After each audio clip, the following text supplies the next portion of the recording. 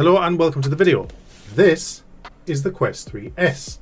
So I've had this device for just under 2 weeks now, thanks to MetaQuest, and I've been spending some time with the device, testing it out, seeing how it compares to the Quest 2 and the Quest 3, and seeing just how well the Quest 3S stacks up against its fellow devices. So inside the box we have the MetaQuest 3S headset, a standard facial interface, an eyeglasses spacer, which is interesting because the Quest 3 didn't have the spacer. Instead it had an adjustable facial interface which could be pulled out and extended if you wear glasses. So they've gone down the Quest 2 route for including the spacer, which in my opinion works much better than the extended facial interface, which I had some bother with on my Quest 3 headset. Then you've got the two MetaQuest Touch Plus controllers, so exactly the same as the Quest 3 uses, and those have two AA batteries included, a USB-C power adapter and a USB-C charging cable. So let's talk specification. So how does the MetaQuest 3S compare to the MetaQuest 2 and even the MetaQuest 3? So in the core performance and architecture we can see that the MetaQuest 3S uses the Snapdragon XR2 Gen 2 chip, whereas the Quest 2 used the Snapdragon XR2 Gen 1 chip. So it's actually using the same chip that's currently running the MetaQuest 3. Then we look into DRAM, and the same 8GB is on the Quest 3S as on the MetaQuest 3, whereas the Quest 2 only had the 6GB. Looking at storage options, the MetaQuest 3S comes in a 128GB model and a 256GB model. The MetaQuest 3 starts off at 128GB, and then there's also a 512GB model. So there's a little bit of a size difference there in your options. It would be nice if the MetaQuest 3S also had a larger 512GB option. Who knows, maybe that will come in the future. And then the Quest 2, as you can see, back then we had 128GB and 256. Now I actually had originally, and still have to this day, the 64GB model, which is nowhere near enough storage if you want to have several games installed. Let's take a look at the optics technology. So looking at the resolution, the MetaQuest 3S has a 1832 by 1920 or 773 ppi, 20 ppd. The MetaQuest 3 has 2064 by 2208 or 1218 ppi and 25 ppd. You can see that the resolution of the MetaQuest 3S is actually the same as the MetaQuest 2, so expect a similar sort of resolution. Field of view in degrees, 96 horizontal and 90 vertical for the MetaQuest 3S. That's a little bit shy of what we have on the MetaQuest 3, which is 110 horizontal and 96 vertical. So the field of view and the resolution are exactly the same on the MetaQuest 3S as the MetaQuest 2. So if you are using a MetaQuest 2, expect a similar sort of display there. Looking at lenses, the MetaQuest 3S uses Fresnel lenses with 3-position IAD adjust, which is exactly the same as the MetaQuest 2, whereas the MetaQuest 3 uses pancake lenses and continuous IAD. So on the MetaQuest 3 there is a scroller just underneath your left eye, whereas on the MetaQuest 3S and the MetaQuest 2 you have to physically move the lenses between 3 different positions to find your sweet spot.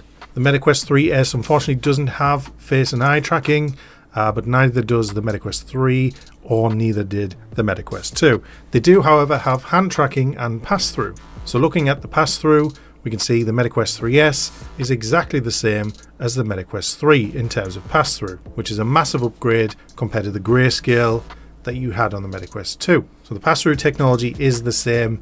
The only caveat there is the display you're looking at is slightly different on the MetaQuest 3S. The runtime of the MetaQuest 3S is set as an average of 2.5 hours, which is a little bit more than the MetaQuest 3, running at 2.2 hours.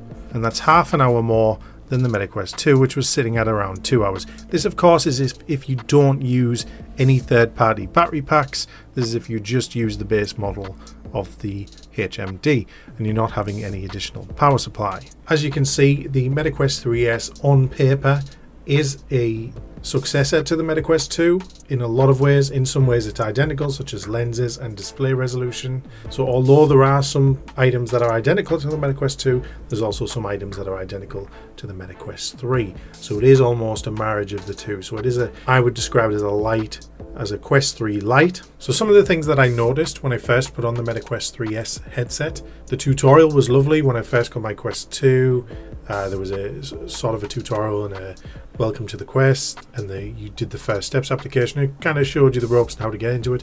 On the MetaQuest 3S, it does completely give you a guide on how to use the user interface, how to use your hands, as well as how to use your controllers, and it was very informative.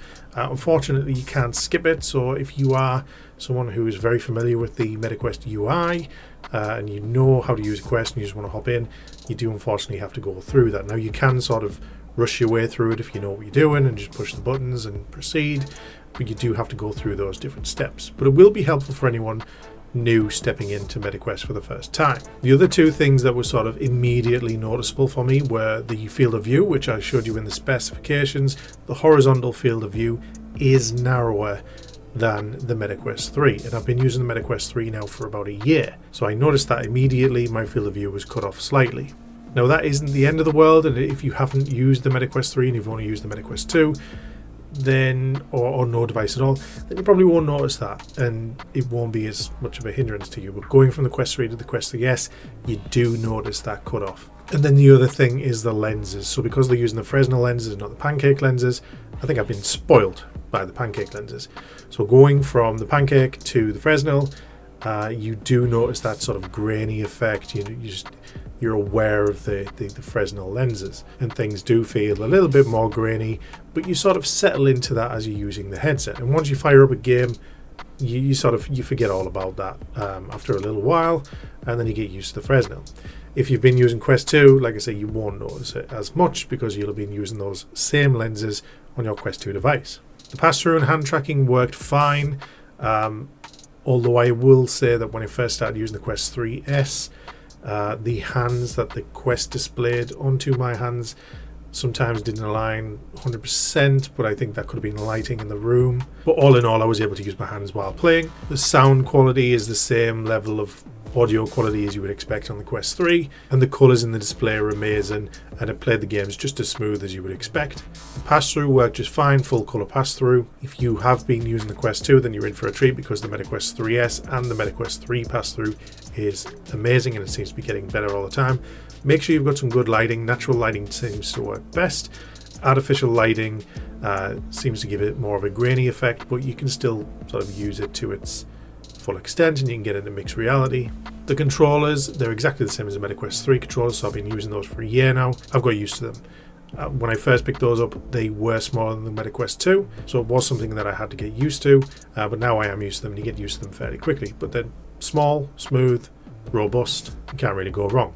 The biggest thing you'll notice if you've been using the Quest 2 is the absence of the tracking ring, which means you are less likely to crash the controllers together. So I do believe the MetaQuest 3S is a true and worthy successor to the MetaQuest 2.